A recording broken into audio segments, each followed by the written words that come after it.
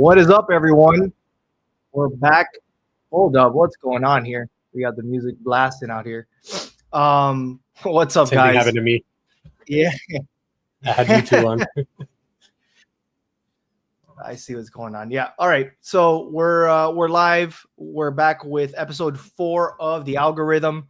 I know we have a few people in the chat that have been tuning in. A few new people, and as you've seen in some of the clips that we've been sharing, we're really going over what's lighting up our feeds. It's really brand campaigns, a lot of brand refreshes lately. You got some brand moves that we really have to question sometimes. Some that we think are really cool are home runs, and some that are strikeouts. I'm David, and this is JC, and we're part of Cultura Creative, and we're doing this every 2 weeks just to cover what's going on in the world. It's so rapidly changing that we gotta like dive in and have these conversations, because if not, we get left in the dust. But JC, I don't know if you want to chime in before we go through the rundown. No, I'm excited here to have this episode. Last week, I told you I was a little bit under the weather, or 2 weeks ago, a little bit under the weather. Had no surgery, so it's nice to dive in here without feeling like I'm going to pass out every word that I say. So, but Yeah, my nose is fully recovered and ready to go. Yeah, I can actually breathe through my nose. Yeah. So yeah, I mean, last week there was a lot of really interesting ones. We went through the whole breakdown of those 3 different AI campaigns that are going on with ChatGPT, with Claude, and with Friend. Go back and check that out. And there's other, the brand fathers and a few other people have kind of chimed in on it as well. But this week we have a different rundown, starting with the concept of crisis control, especially in today's age with influencers and other channels that kind of can, run you through the dirt and leave a bad name for you, whether that's a review on social media, or they leave a review on one of the review platforms like Yelp or Google reviews and stuff like that. We'll dive into that and see like what's an appropriate response, what are do's and don'ts when it comes to that, and just kind of like how to deal with the PR nightmare that might happen, and how to really deal with those kinds of things. And then we'll dive into some really cool sports social content that we've been seeing on our feeds. We're in the neck of the the baseball playoffs in the MLB. Some teams are doing some really cool stuff. Primarily, we're going to focus on like the Blue Jays and what they've been doing, as well as some other teams that are, in football and basketball, and kind of like this world of sports design and sports creative, and how to kind of talk about and stay relevant as there's so many things going on in the world, and how do you really like keep a team or a player in the forefront, and how do you really tell dynamic stories. So I think it's really cool to see that. It's stuff that we natively love to see and share. And then the third piece here is Domino's and what they did with their new rebrand, mainly as you'll see it across packaging and other touch points, and their new jingle, really the sonic branding element of it, which we're really keen on, and seeing how that plays into branding and the entire brand identity.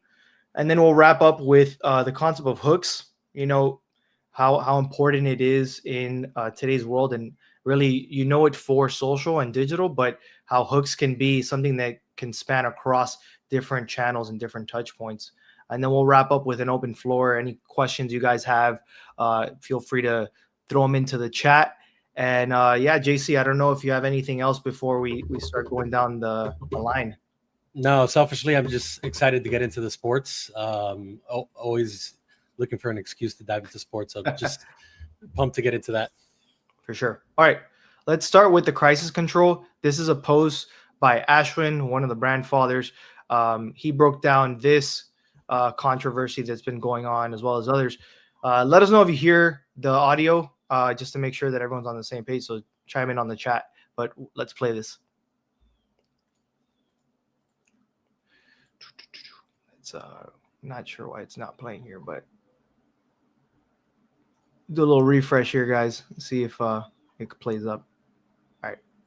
Okay, this is exactly how brands need to be responding to controversy or negative reviews. Now, over the past couple of days, there was a food influencer that went to a bakery. She wasn't very nice, super demanding, and claimed they used fake ingredients. So the owner of this bakery patisserie was basically like, hey, don't come at us like that because it's all incorrect. All of our stuff is freshly made here every single day. Here are all of the ingredients that we use. We use all of this like imported flour directly from Italy. Just an effective, transparent walking tour of the bakery floor. Now, how many views did this video get? I'll let you guess.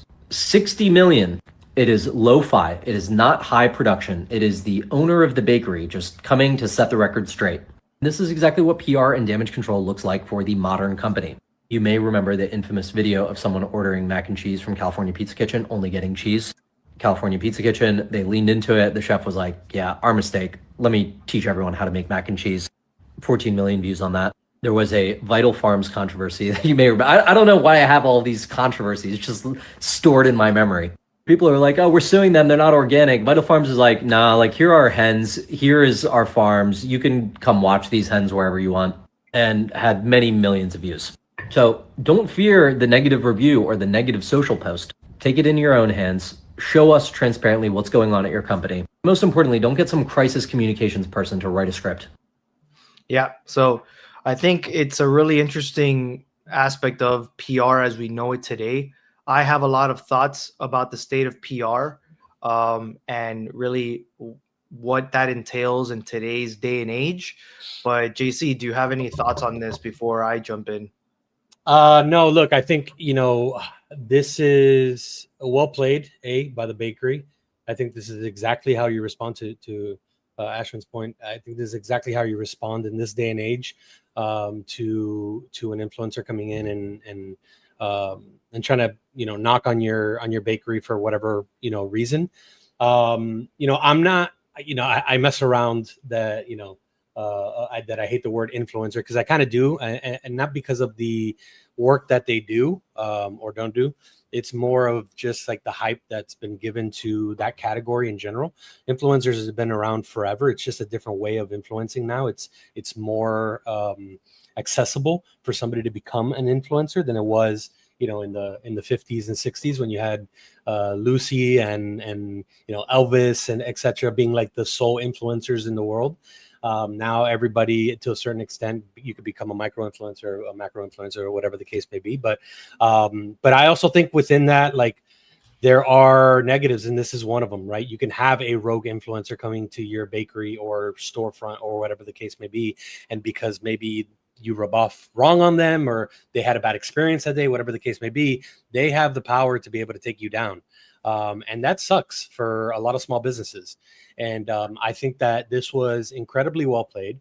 I think businesses nowadays, unfortunately, this is another gear you have to have in your arsenal, or another tool you have to have in your arsenal of understanding that at some point you may have to pull out that tool and you may have to respond in this way to an influencer or somebody that is that came in and put a bad review or whatever the case may be. So kudos to her. And I think to Ashwin's point, perfectly done. Like, you go into the ingredients, like literally went down line item by line item as to what that influencer said and was like, no, look, you're wrong. Here's the proof. And she and the bakery came out on top at the end. What was it? 80 million views, something ridiculous, 30 million views. 60 million views. Yeah.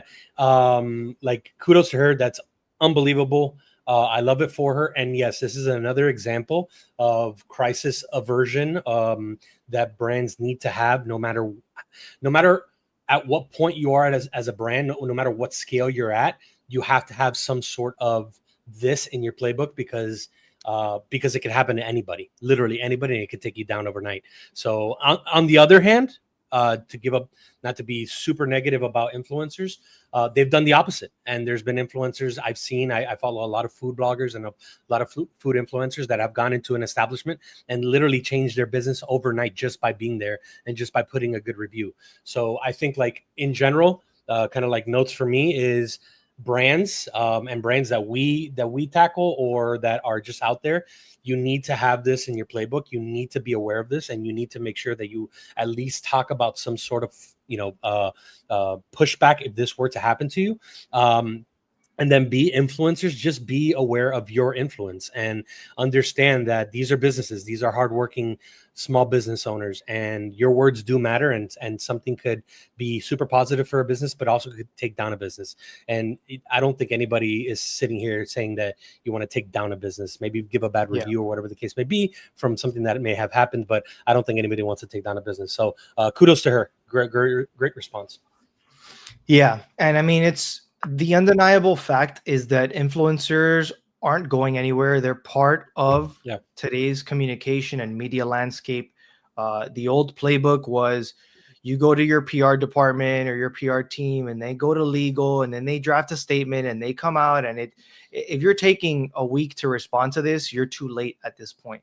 Like the speed at which you respond to these things matter. You can't just go silent. You have like transparency is definitely a big part of the proper way to respond to these things. And the more you can leverage and co-create with influencers, the more you're going to be aligned with today's modern media landscape, because you can't deny that people are listening to some of these influencers.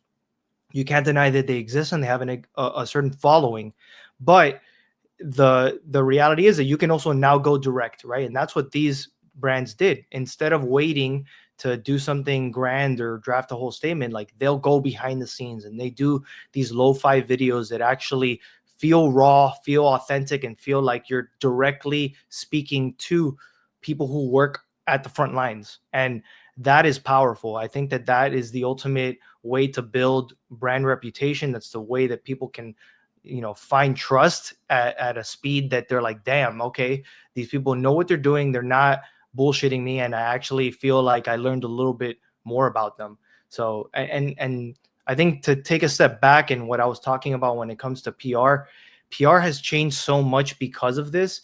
And like, I've seen a lot of PR agencies kind of like either disappear or completely do a 180 in the way that they're structured, because before what they had was these relationships with traditional media or with certain media channels. And now it's like, who cares if you can get me on the newspaper? Who cares if you can get me on this one or two magazines because you know the editor there?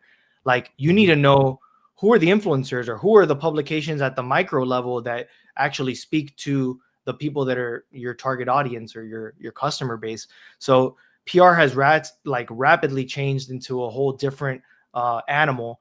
And I think that now it's really a matter of taking PR into your own hands and having a hybrid approach where you speak directly. You also partner with influencers or other little channels that are relevant in your space, and you kind of bring it all together. And then the last piece here for me is like always finding a way to turn a crisis into an opportunity is like the best way.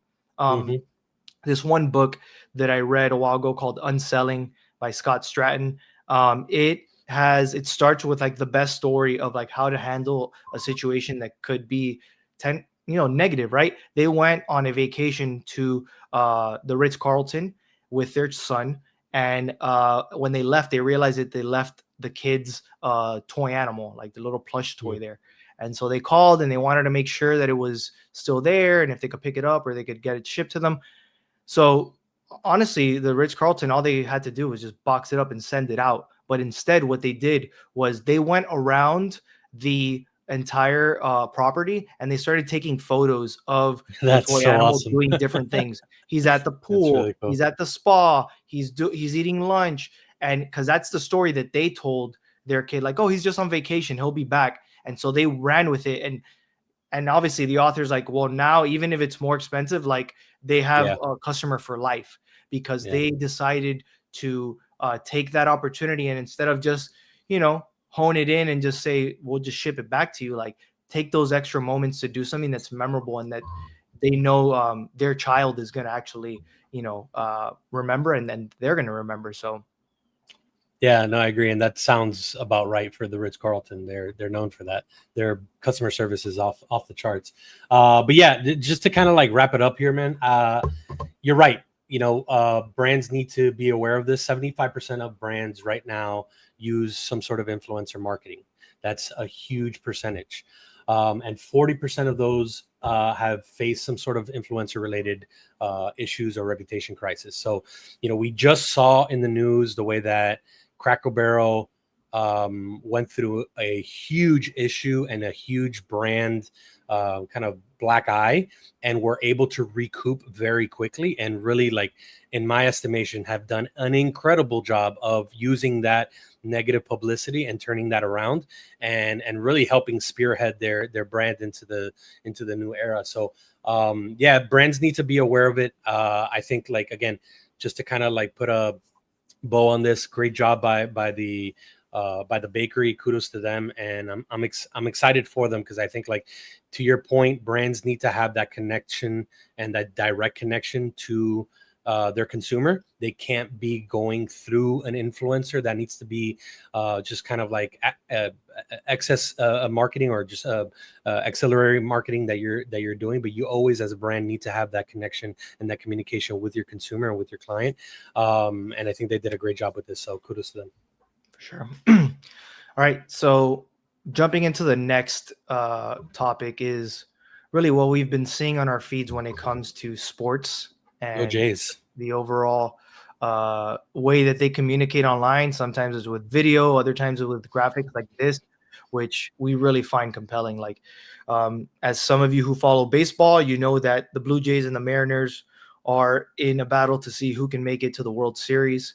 As like kind of a preview graphic, and as they do before these games, the Blue Jays team did this kind of really dope composition that you can see the trident of the Mariners in the eyeball of a Blue Jay, and it's just like really well done. And we don't know if some of this is AI or if some of it is already like a photo that they got and they modified it, but it's definitely a mixture of a lot of things. You can tell it was really well done, and they brought it together. And I just think that it's so powerful to create a graphic that speaks so much with just like a singular icon or singular kind of visual that says more than any words can say. So the Blue Jays have been doing this. They also did it really well when they were playing. It's my favorite one.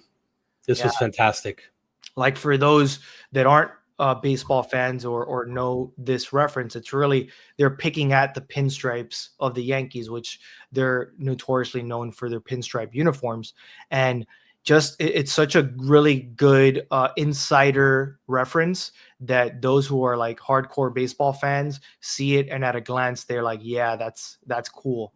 And you don't even have to be a Blue Jays fan to appreciate this. It's just well done in the way of like honing in on an inside reference of a sport, and knowing that visually, like, this is going to get, it's really pulling at the heartstrings of fans. It's literally doing that without any words outside of game one and then the logos of the two teams. So I think that they're doing a great job, and this is on baseball. I don't know if you have any other notes here before we go to some of the other examples we got, but I love this stuff.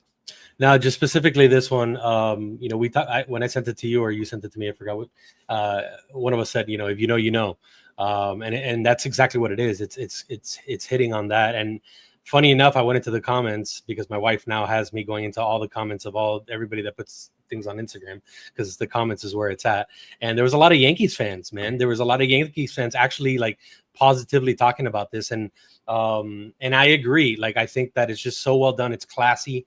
It's not, there's nothing derogatory or anything like that, but it's just like, yeah, we're beating you. And I love the way that it's done. And in this day and age of like, of having to, especially these departments having to get content out quickly, this is a great tool and a great way of doing that. With, like you said, there's no text overlays, there's nothing else. It's just kind of, if no words, straight to the point. So very well done. I love it. And I by default am becoming a Blue Jays fan, because we have spring training here and stuff like that. So love it even more for the Jays. We have a comment here by Juanita. How difficult all of this is for people like me running a small business, having started a career over 35 years ago when none of this was necessary. It's true. It's a different ball game now. Sadly, you do need to be more on top of these things in order to have, a proper way of communicating with your audience. Like, it's no longer the traditional, like, run a TV ad, run a radio ad, put up a billboard. That was one-way communication. And now it's this two-way communication, that there is a direct feedback, and there's pros and cons to it. Like, you can now directly know if your customers like something and not have to spend all this time and money to put something in. Hopefully get someone to walk in and tell you, like, what are the chances they're going to tell you they saw your billboard? What are the chances they're going to tell you that they heard that ad and that's exactly what triggered them to call or go into your store? Like, it's a different era. So it's good to partner up or bring people as part of your team, or hire an agency, whatever you feel is the right thing, to actually make sure that you have the right way to communicate in today's modern era.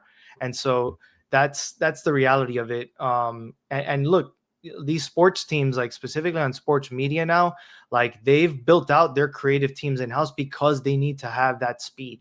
Like, they'll still work with freelancers and agencies for maybe a bigger campaign, but like, they need those hands on deck, because there's games on a weekly basis, on a daily basis, sometimes depending on the sport.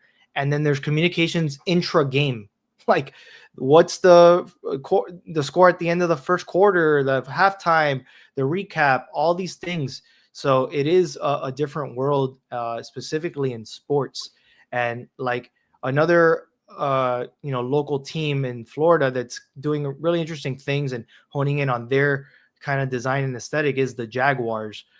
Shout out to Devin Carvajal. He's actually a South Florida native. He's a fan of the Heat and the Marlins and stuff like that, but he happens to be one of the main members of the creative team at the Jaguars, and I've been following his work and their work as a result. I love these kind of references. Yeah, they're doing a great job. They're like, the visual language is clear. They're honing in on the very like 90s and early 2000s with some of their motifs. Like, obviously the teal is big, but this was when they beat the Chiefs. And even, graphics like this, right? Like, again, before they got to the Chiefs, like, having this kind of very digital, feels like early 2000s graphic, but again, honing in on that color palette and just making it very clear as to what this is about, promoting that game and keeping it top of mind for people. So I'm a big fan of what's going on here. And this is just static visuals. Like, when you start seeing the video work, the motion graphics, and all the stuff that's coming out, it's incredible what some of these teams are doing out there. The sports media landscape is rapidly changing. Yeah, and you could tell the teams that really have, for lack of a better term, their shit together on the creative side of things, because you could really see the through lines in the creatives that go out there, the speed in which the creatives go out there, and really like the connection between communication that they have. The Canes are doing a great job. Not to plug in a local team, but we love the Canes. But they're doing a great job. I think like you could see it specifically. I wrote down today as I was writing my notes, Malaki Tony. I always mess up. Malachi Tony, Malachi Tony. We were watching the first game, and my dad's like, Malichi. I'm like, who's Malichi, guy? He's like, Tony. And then so I've been messed up ever since. But Malachi Tony, like I feel like he's been on the team for the last 4 years, and that is 100% due to the creative job that this team has put together, that the social team has put together, or the creative team has put together, because they have story told in an incredible way. They have been able to like give you access to these players, which 10 years ago wasn't available. You had to go through some sort of beat writer or whatever the case may be, where now like the team themselves are able to communicate. And I wrote a point here, which I think is really important. And these creative departments, like I said, are doing a really good job. It's very hard in today's day and age with NIL and even with free agency in the pro games to properly connect with a player, because it's so skittish. Like, you have a player here this year and then he's gone next year, and there's just so much movement that the days of like having a Dan Marino on your team for 15 years, like it's very few and far between. And then especially in college, which they're only there for 4 years, but sometimes not even. Sometimes they're there for a year and they're gone to another team, So like, luckily, the NIL and everybody at the Hurricanes have their stuff together, and we're able to hold on to these players for 3-4 years because we have the funding for it. But it's really hard. But specifically Malachi Tony, like, man, I feel like that guy's been on the team for 4 years, and I look back and they've really been showcasing him on socials, and that is a testament to the job that they're doing, and really the jobs the Jags are doing and the Jays are doing, being able to highlight their players, being able to communicate and connect with their fan base. It's so important nowadays, man, and they're doing a great job. Yeah, and to kind of break down, from a design perspective, why you would find some of these visuals compelling.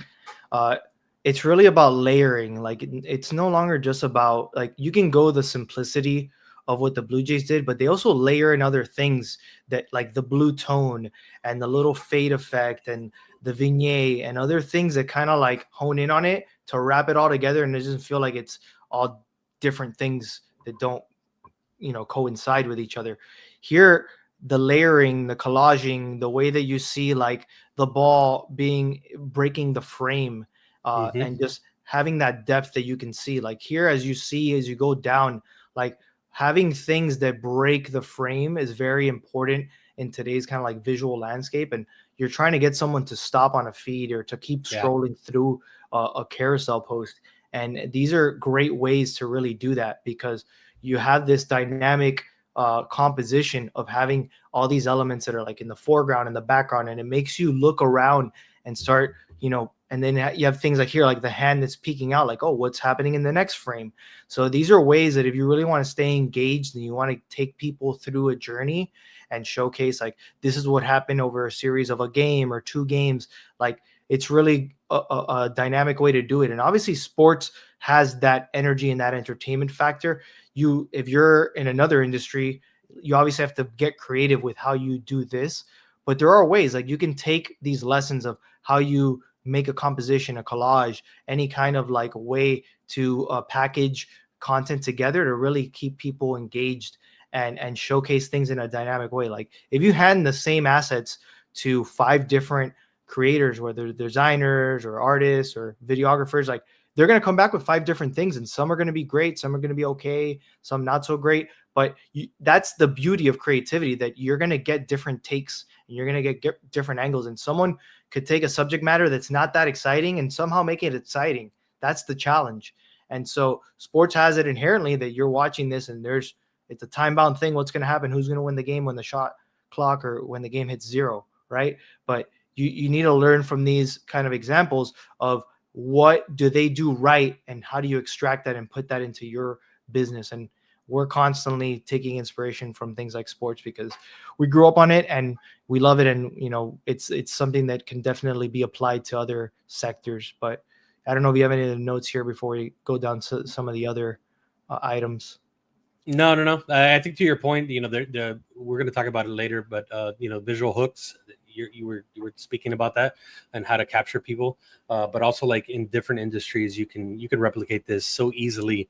From like the way that you package your goods. If you're a D2C a brand, there's just different ways you can be able to do these type of kind of carousels and visually appealing posts that are different from a reel or a static post.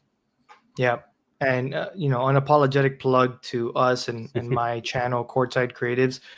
When we do these kind of highlights of historical reviews or moments in time, think about a business that's been around for 10, 20 years, and you should have some sort of, whether it's a newspaper clipping or a photo of the founder when there was nothing. And you can find ways to showcase things that have those little snapshots and can tell a story. And then you use the caption to tell a story, and you can add music that can like put it in context and put it into a certain era. So like here, using these moments of showing the career arc of Alonzo Mourning in the Miami Heat, from being traded to literally the point where he had his jersey retired, at the top here, his accolades: 7-time All-Star, 2-time Defensive Player of the Year, All NBA champion, Olympic medalist, and Hall of Famer. Like you can think about those benefits of a product or benefits or call outs of the history of a brand and really like find ways to showcase that.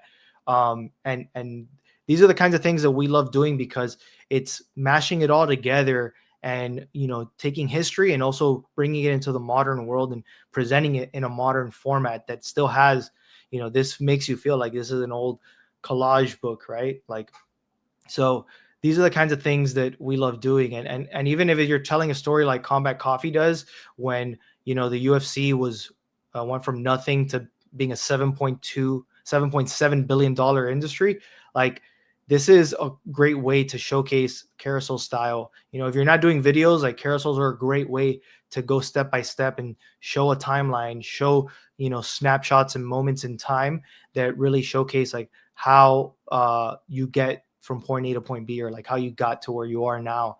So yeah, like these are the kinds of things that we do as part of the team, and we really are fond of what's going on really outside in the world, because there's nonstop amazing creative that's pumping out on a daily basis. And you know, we're just here to showcase, talk about it, and get inspired by it so that we could do some work. So anything else before we jump into Domino? In a world of reels and videos, I think this is a really good way of breaking up your feed and kind of attracting that visual like hook, like we talk about, something different. And you and Zaya do an incredible job at this. You guys are incredible at the carousels. You know, on the back end, Astrid is incredible at the carousels as well. And I think as a team, we've done a really good job, and we'll continue to do that. But yeah, this is a really good way of breaking that up. It's also a really good way of storytelling, to be able to get text overlays. And then the third thing too is, like, people don't realize this, but every single slide or every single slide is basically a separate post, and that'll kind of like pop up in the feed at a different time to your viewer or to your demographic or whatever the case may be. So people don't realize that, like, when you put a carousel like that, it really is kind of counting as like separate posts, and it'll show different slides at different times. So, and that happens to you, that happens to me all the time, where like I'll see a post, I'll see the cover photo, and then I don't click on it, but I go back 2 days later and I'll get like the third slide from that post. And I'm like, bro, didn't I just see this? So, you know, that's something to kind of keep into consideration, as well as that retention, especially for brands that you want to stay kind of top of mind for the consumer. So yeah, these are really good tools. And Meta is always kind of like tinkering with their with the algorithm, but also like the features and the way that it functions. Because I logged into one of my accounts and I saw that there was a little toggle for auto slide. Like basically you get to a carousel, and if you want, it'll automatically start sliding through them as opposed to you sliding through them. I don't know what the cadence is, like every 3 seconds, 5 seconds. I don't know what the number is, but that's also what makes this compelling, that it's probably going to be, they're probably going to try and add that action, that motion to capture your attention. Like you're sliding and you see something move across. So or it might even do that little nudge. I don't know if you've seen that in other channels, where like it'll do like a little nudge to the left and go back. And that's like a cool little cue to get people to be like, oh, there's more. Let me peek behind, you know, the curtain and see what's going on there. So just things to keep in mind as, you know, things in social and digital constantly change. Last note there, that's also why like these AI kind of like the one with the Yankees that we were talking about, that's why they're so compelling too, is because they're different on the feed. They're not your normal video that starts playing or even carousel. So like the more that you can have a kind of a differentiator in the content that you're putting out, and you try different things, the better as a brand. So that's an important point. Yep. And so over here, I jumped down to the bottom, but Domino's came out with a brand refresh. It's not really a massive departure from what they had. It's more of a refinement, a new layer of how they're bringing this about. So besides the slight adjustments they made to their brand elements, like their logo, the color palette, the typography, even the word mark and other little elements, like they also added this element of sonic branding, and they tapped Shabuzi to do a little jingle that, you know, that little in Domino's. So he has that part of it, and it's kind of tapping into this multi-sensory branding. And in a world where everyone is, you know, fighting for attention, and you can get the visual side of it with a logo and other elements, but like what other things can you add to tap into the senses of a human, right? The tactile, the audible, the other things that you feel and smell, like how are those things coming to light? And like what they did here is like they turned up the volume, and they kind of like brightened up the color palette here, so you could tell from before and after it's a little bit toned down. And they added, you know, it's a brighter blue, it's a more fiery red. even a slight adjustment to the typography. They actually came out with their own custom typeface. I think it's called like Domino Sans or something like that. And so they, they did, it's little things that pretty much designers will notice, but most people won't notice. Is like, you can notice the little notches here on the M and the N that you don't see here. It also it's a variable font, meaning it could stretch out and it could get really compressed too. So it's a really cool kind of dynamic that's going on there. They have the video here, but we actually have the full video here that we could kind of showcase.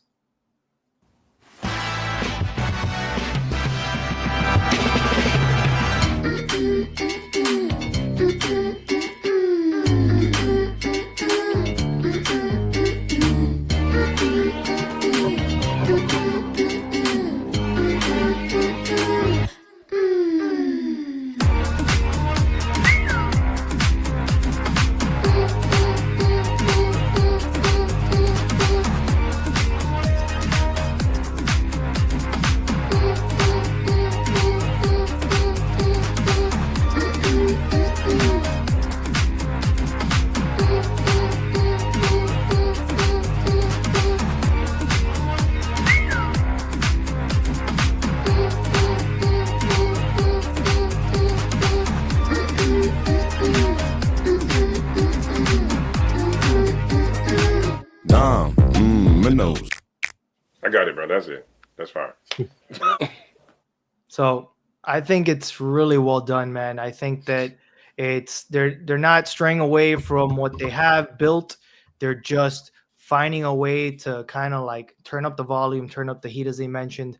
And as you see in the snapshot here of what they added, you see it across the color palette, you see it across the packaging, even down to the app and the way that they kind of bring it across. This is what I mentioned with the new typeface, right? That it really is a variable font that can stretch out and be very tall, very stretched out. And I love that they did this. That dynamic layer is very important.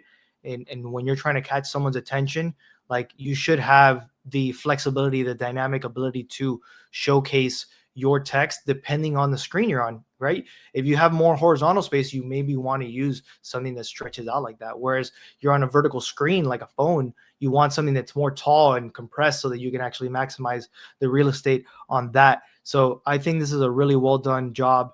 As you see here on the application to the app, like, it doesn't feel that much different, but it just feels like they really refined it. They did something that almost feels like, ooh, okay, that looks a lot cleaner, a lot nicer. It doesn't feel too techy. It feels like it makes more sense for them being a fast food joint. So yeah, JC, I don't know what your thoughts are on this, but this is obviously a home run for me. Yeah, look, it's a home run for me too. And as opposed to the last show that we had, that we talked about Pizza Hut and the kind of like, whatever, update to the logo, this clearly defines who Domino's is. And when you do a brand refresh and when you do this type of like identity refresh, really, that's what you want to get out of it. Like, you want to clearly define who you are as a brand. And I think they did a spectacular job. And what does that mean, right? What is that defining who they are? They were clearly going after the experience here. By experience, I mean everything was made for digital. Okay, so like they clearly updated the logos, the typography, the user experience for the app. Everything was made digital first, and that is really important. And obviously in this day and age, they clearly defined that delivery is top of mind for them. Like, the storefront is going away, but they're leaning into it. Pizza Hut has not leaned into it. Pizza Hut is kind of like in the middle. We talked about it last show. Pizza Hut's kind of in the middle, straggling there. Like, they have some storefronts, they don't know who they are. They're trying to be nostalgic. And Domino's did a great job here of like clearly defining delivery is what we are. We are basically a ghost kitchen at this point, and we're going to lean into it. Screw it. We're going to lean into it, and that's what we're going to do. We don't really care about the storefronts. We'll have them. You're not going to be able to. I mean, they showcase some seats here, but I don't know a Domino's that has seats. I haven't seen one in a long time. It's clearly made for digital first and for delivery. The unboxing, the box, the pizza how it comes. Like, if you're going to lean into delivery, make my presentation something different, something cool, something kind of like out of the norm. I don't know if you have a picture there, but they basically changed the box into being like a little Domino's. Brilliant. Now yeah, the fact that they chose to do two different boxes, but together they make it, meaning you're wanting to order more than one to make Yes. it the thing. Yes. And it's smart because they know that people order in volume. Like, not many people order one pizza from Domino's. Like, you're trying to order in volume, you're trying to order a certain amount for a group. This is not for like one person for the most part. But it's just well done to like consider that and break up and like showcase how modular your brand is. And you even saw it at the end when they do the little clicking together of the logo to wrap it up, along with now the little jingle. Like, it's so well done to kind of like showcase the modularity and how that brand has legs beyond just it being an icon. You're also incentivizing content, right? Like, that's really cool. Like the clicking together, the fact that the dominoes kind of like go together, the different boxes, you're incentivizing content, because that probably makes really cool photos, really cool videos. I'm sure that's going to stem something. So good for them. And then the last thing is kind of to that point is like your packaging is your product, right? Like especially if you're a delivery first company and pizza shop, your delivery, your presentation, your packaging is your product. So kudos to them. It actually, ironically, going modern the way that they did, it feels warm, it feels nostalgic in a weird way. Like, and that's just, again, kudos to the creative team behind this, because, you know, like I said, you are going very modern with going digital, etc. But it feels warm, it feels homey, and good for them for honing in on who they are. Again, as opposed to Pizza Hut, that really didn't do that in my estimation. So this is a home run, man. I love it. The only thing is, but the jingle, although I love the Sonic branding, we've talked about that a lot, and it's something that we're leaning into at Cultura. I don't really get the jingle. I don't get like the jingle throughout the video, and then the jingle at the end. I don't know, that kind of like threw me off. But I like the fact that they're going through the Sonic branding. Arby's did this a while back, and it's done really well for their marketing. So yeah, kudos to them.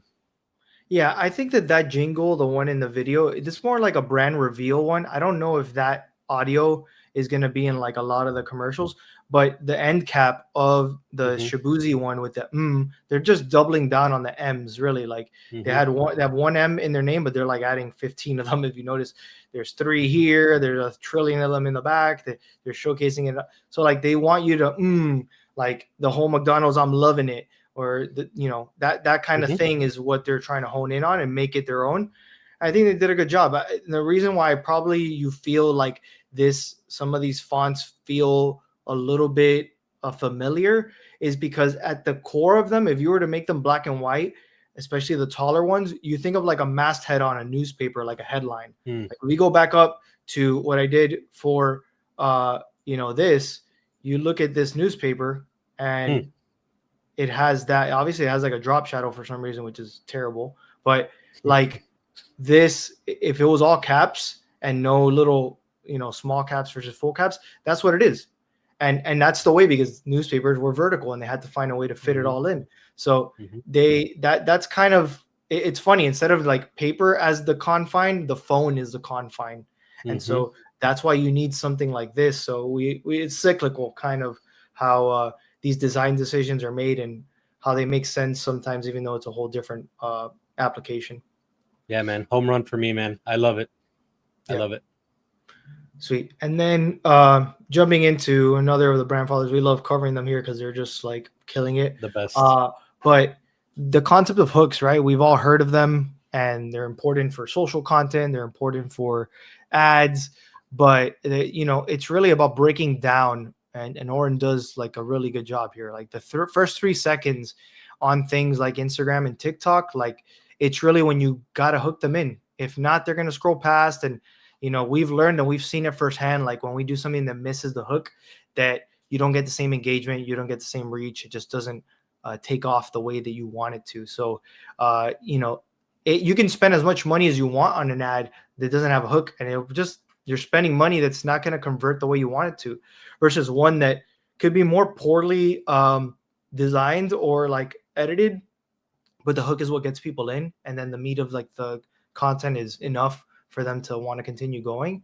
And yeah, like this is very important because the ones with great hooks do get fed into the algorithm. They do get pushed into other people's feeds. So as we go through here, I don't know if there's anything that you want to call out here, JC. No, I think specifically those first 3 seconds are arguably the most important. It's at the end of the day, it's what's going to engage them the quickest. But to your point, I think,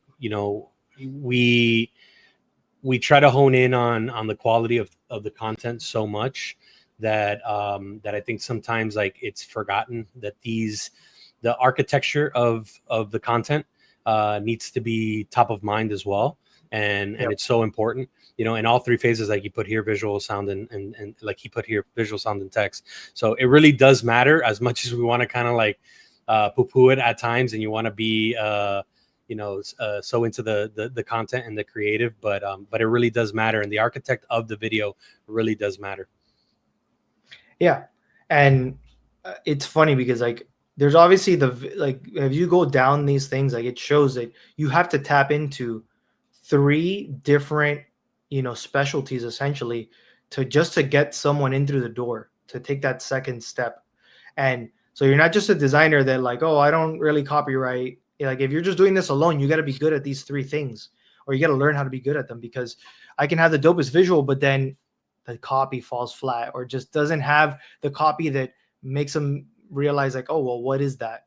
Like if you want them to take an action and be like, hey, we're releasing something new, but you don't even say anything other than just showing a cool visual, but it leaves too much to the imagination. So, all right, maybe the text says something that's engaging and entices them. And then the sound, even though sound is give or take, some people have their audio on, some people don't, you still want to play into the ones that do have it on.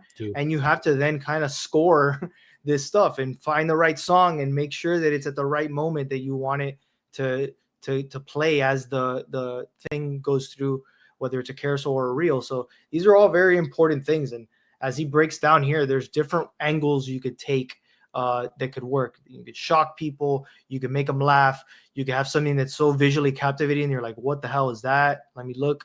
And then again, pique their curiosity with different things, have something that makes them want to double click and dive deeper. And yeah, relatability is obviously one of the most common ones that people, especially influencers, do this a lot.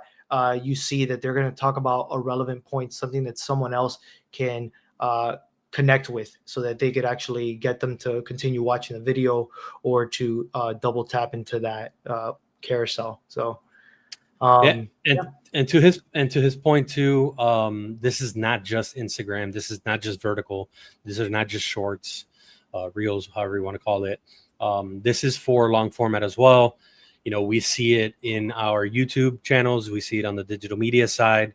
When you construct a video, even a podcast, the right way, and you have some sort of preview or hook in the beginning, that helps with, and that increases the CTR, the click-through rate, which at the end of the day is the most important. The title as well. These are all hooks. These are all things that at the end of the day are going to increase the amount of time that eyeballs are on your content. And at the end of the day, that's what you want.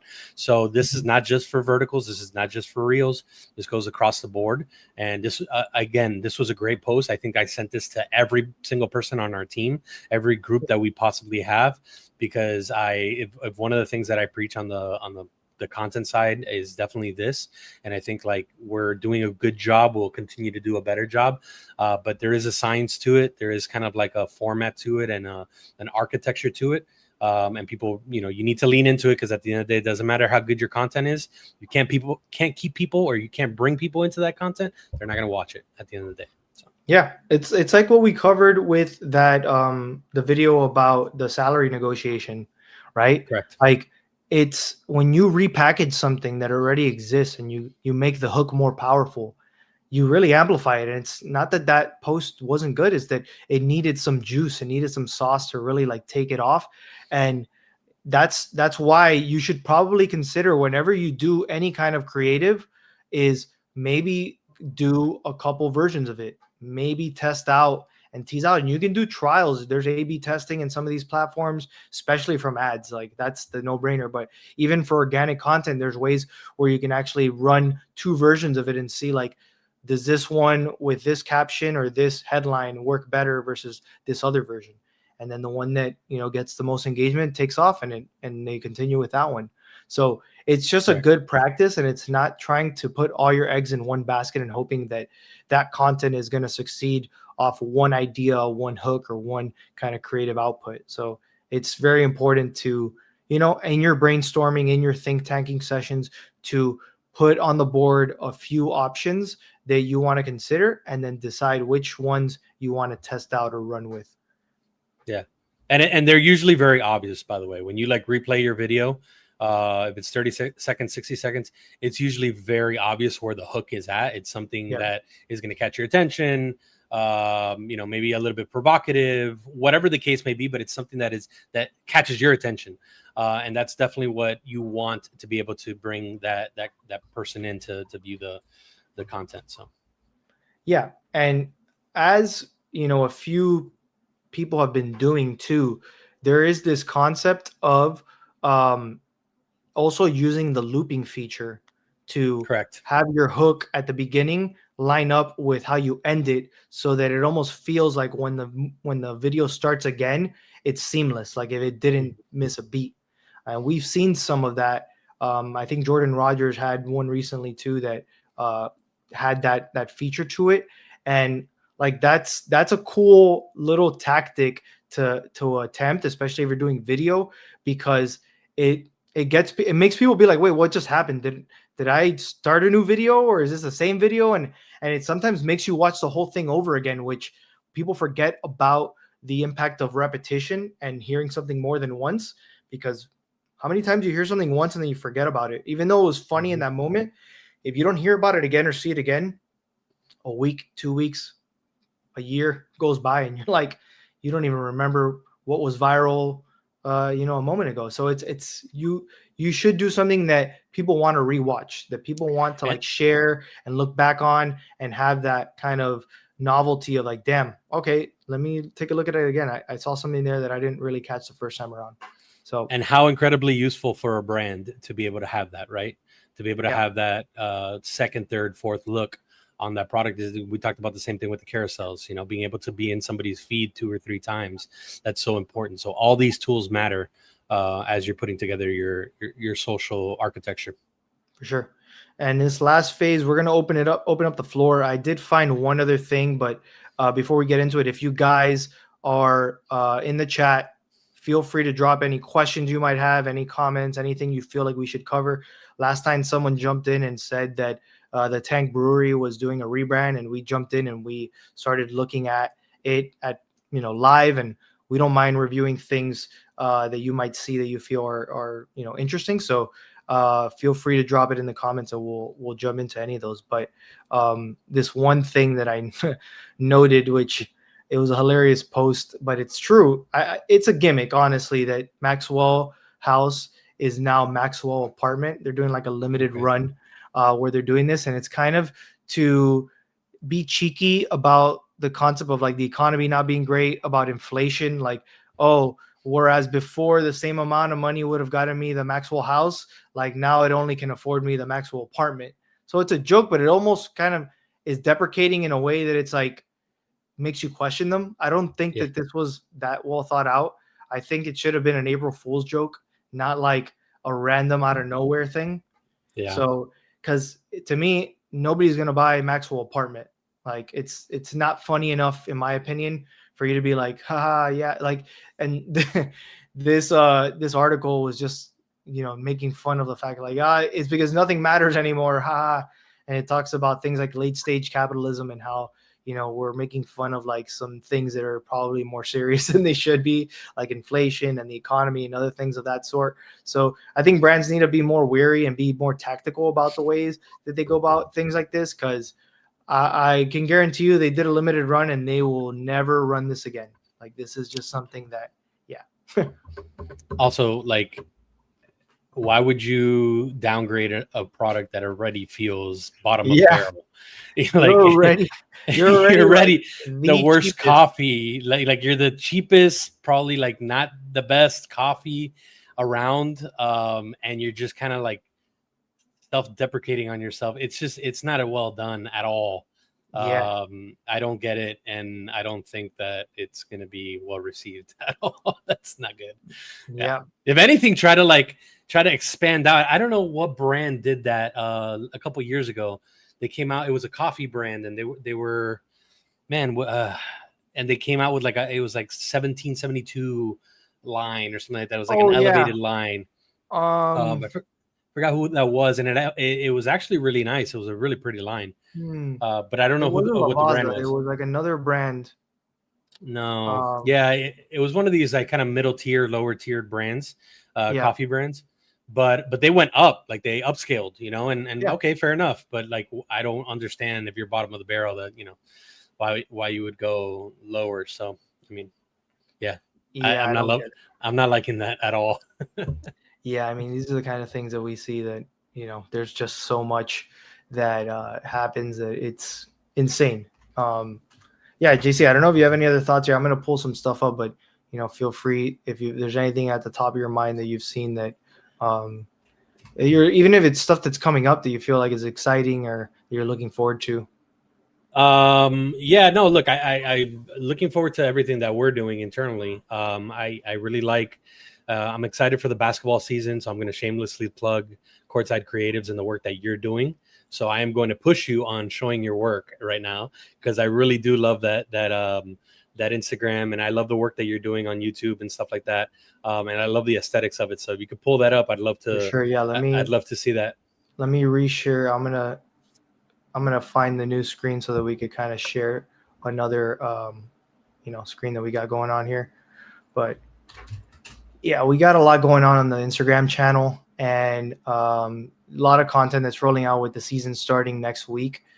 So we're doing things like, highlighting the upcoming season. Obviously, this is the what do you call the the post that we did for the Alonzo Morning, but if you come to our page, we don't just cover the Miami Heat, even though that's like the home team here.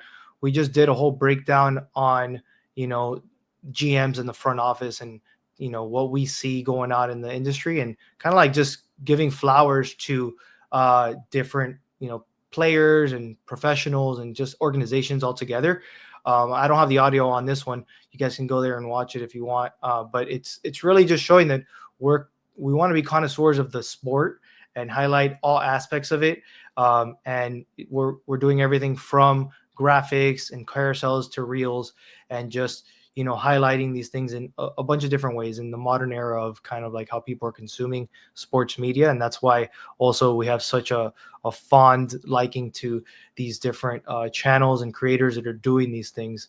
But yeah, like even just countdown to the season, right? Like using the jersey as a call out to the amount of days away from, the start of the home opener or the start of the season, using things like this that really, call out, use a player as a subject matter to really get them engaged, talking about just basketball as an art and how it's permeating all these different things. You see it in fashion, you see it in art, you see it in the graphic design.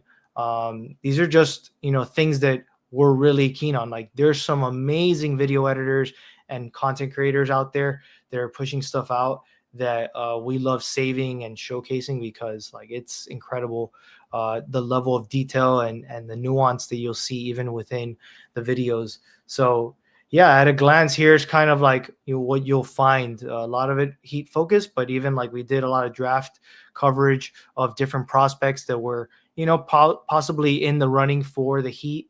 And even things like this, we had a friend of ours that happened to be, across the world and showcasing, what's going on in other parts of the world, and finding like a really dope basketball court in the middle of this city. Like, can you imagine what you could be doing if you're on vacation and just go out there and shoot a couple hoops and practice?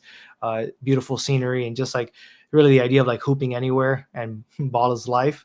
So yeah, that's kind of a gist of what you can get when you go on our channel at Courtside Creatives. But yeah, it's really a passion project. It's something that we're really trying to bring to life. And yeah, we're really excited about this season, and there's just a lot more content that's going to be coming out. So yeah, I don't know if you have anything else that you want to. Yeah, I think even, kind of like big picture here, and this doesn't it doesn't need to be us in general. Any agency that you are going to be working with, making sure that their hands are in the mud and they're going through the work and they're putting out content and they're doing their due diligence on as to what is working, what's not, etc. And I think like we do a very good job at that. We are not only an agency, but everybody here is actively working on their social media handles, their YouTube channels, etc. Like we are in the thing. And that's kind of like one of the luxuries that we have, having the digital media arm and having our channels. But I think like if we could take anything from this, obviously you're doing an incredible job. Zaya does an incredible job with Combat Coffee, Adrian with Big League Show, and then on and on and on. I think like if you are in the market, if you are if you're wondering what to do with your brand, and an agency is part of that option, make sure that you're going after people, or you're talking to people that are in the mud, that are doing the thing. The brand partners do a great job at that. All three of them are active on Instagram, are active on socials. They've got their pages, and not only are they putting their content out there for themselves, obviously to grow their viewership, but it's also at the end of the day a blueprint as to how they look at marketing and how they would work, and at the end of the day it's kind of like a sales kind of tactic for them as well. So I think again, if you're in the market for an agency, definitely look for agencies that are getting their hands dirty, because at the end of the day, today's day and age, things are changing on a daily basis. Platforms are changing on a daily basis, and unless you're in the thing and you're on top of it, and you're going with the flow on all these changes, you're going to get lost in the sauce. Every single day there is a new update for some AI that came out, a new update for Instagram, a new update for YouTube. Last week it was the YouTube drops or 2 weeks ago, on all the new features for YouTube. So just make sure that again, whatever agency you're looking to work with is in the thing, and doing it, because it's very important. Yeah, and before we hop off here, I actually wanted, since we were already on the topic of Courtside Creatives and like applying the same principles that I do whenever a client approaches us to do a brand identity, I did that for Courtside Creatives. And it starts with just throwing things on the board and testing things out. Like, how does a certain word within the the name of the business or the name of the project look, right? Are we going script versus sans serif or display font? Are we mashing up two different fonts, right? Where like one word is a certain font or style of font and the other one is something else, and they can kind of contrast each other. You can see, down here, an example of that, right? Like mashing two things up, or if they have different weights, like the Domino's reference, how does that look together? And so, going through all these explorations, and then sometimes it's saying maybe it's not good for the word mark or the logo, but it might be good for a segment, or a certain little tidbit, or a headline font, right? So like exploring all these things and seeing how it works or how it might not work. A lot of times it's trying things out that end up not working. Like, I absolutely hate this, but I put it on there to show that this is a little bit too whimsical and ornate, but I wanted to have it on the board to make sure that we explored that. It didn't work out in that way, and we're not going to go that route. So this kind of exploration, right? And it can go on and on. I don't know how many artboards I got on here, guys. So it's really showing all the levels of iteration and all the levels of refinement. Like even here, the ones with the stars, we're starting to carve into some of the ones that we felt were more aligned with things that we liked. And then ultimately we kind of came down to this realm over here, and down here is actually where we got the finals. It was this concept, much more like industrial, edgy typeface, using the 8 kind of out of 786 Sports, and also like an 8 can represent like an infinity item. And so like there's just using all these different things. And even, I mean, this is how granular I get sometimes. So like, is it just straight on? Is it kind of like pitched in, or is it kind of expanded out? Do we arc it? And just looking at it to know that I tried it, we looked at how it looked, and this one looks the best. So ultimately, you know, we got down to like this realm over here. And so you see with the color palettes and everything from the icon alone to the word mark and all of it brought together. So, you know, at a glance, let me go back down here. At a glance, this is kind of like what you'll see from a primary icon and the word mark. But it took a lot to get here. And then even extruding and expanding elements like that 8, you know, can we use it as a design element, a background pattern, something that, you know, comes into like the 8 is right here, but it kind of looks like it's creating this little thought bubble. So we do a lot of explorations because I look at this as a playground, a sandbox, where these are things that I can come back to and see like, all right, maybe there's something in here that I could then use for a new graphic or this new series that we're going to be launching. And so it's very important to kind of have these exercises, because you learn what you like, what you don't like, and you feel more confident of what you move forward with.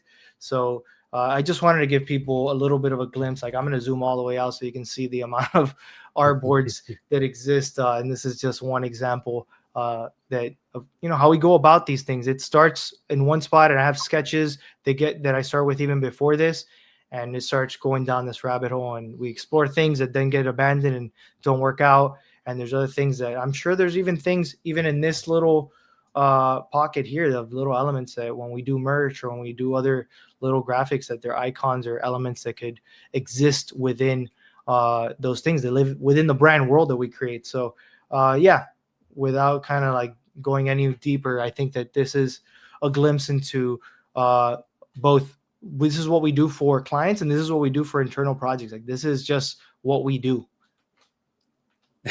I'm gonna leave it at that. This is what we do, because it's literally that simple, man. So I'm letting you stamp that. For sure. Well, we'll wrap it up here again, guys. If you stuck around and if you tuned in, we appreciate it. Please follow us on Instagram at Cultura Creative. Follow and subscribe to Cultura Talks if you want to catch more of these. We do this every 2 weeks. The next one's going to be on the 30th, so it's kind of going to be a Halloween special. We got a little graphic already lined up for that. That's fun and in theme.